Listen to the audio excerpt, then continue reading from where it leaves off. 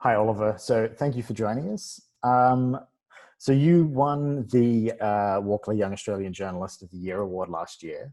And as part of the prize, you won a trip to the US to spend some time in some of the major newsrooms over there. And you were there as the coronavirus story broke last month. Whereabouts were you exactly when that happened? Well, it's hard to say where I was when the story broke because it was kind of a bit of a slow trickle. But where I was when we all sort of, I suppose, realized the gravity of this story was actually at the Daily podcast in the New York Times with Michael Barbaro and his big team of people who help him. We had actually interviewed, we actually had lined up Donald McNeil Jr., who is a health reporter there, to basically give us an understanding of how scary, how massive this thing was going to be.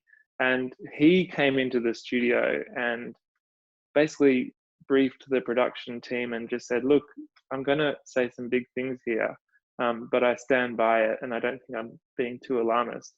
He compared the outbreak to the 1918 Spanish flu and also said that he had been stockpiling food. And he basically just laid out some of the facts about how transmissible this virus was, and at that point, what the mortality rate was. And, said some really confronting things regarding, if there's this many people that, it could be that this percentage of them pass away. So I call that sort of my woe moment. That was the time when I really, really, truly understood the magnitude of this story. So I guess I wasn't there as the story broke so much as I was there, at least for me, when the story really hit home and became just as serious as it is. And for any other young journalists out there who are thinking of entering the awards, you obviously had no idea that you were going to walk into one of the biggest news stories in decades, but that ended up happening. What would you say to anyone out there who's kind of wavering, thinking, should I enter this? Should I not?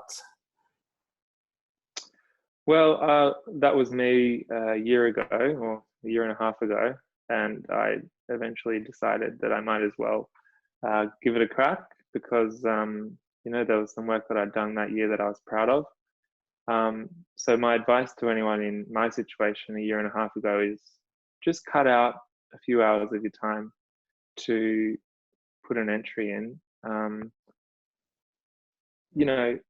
Just getting involved in that process and getting your work judged by the illustrious Walkley's judging panel is something that you're offered the opportunity to experience just by entering. So aside from that, having your work in front of people who are actually going to judge this, there's the possibility that you could win and have an experience like I had. And, the experience that I had is going to really impact my career.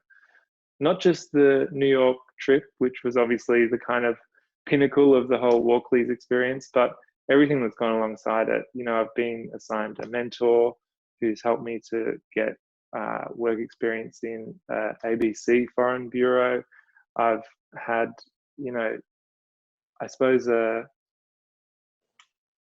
better or worse, more a spotlight put on some of the work that I've been doing here in Alice Springs, which can be hard sometimes because of winning the Young Journalist Award.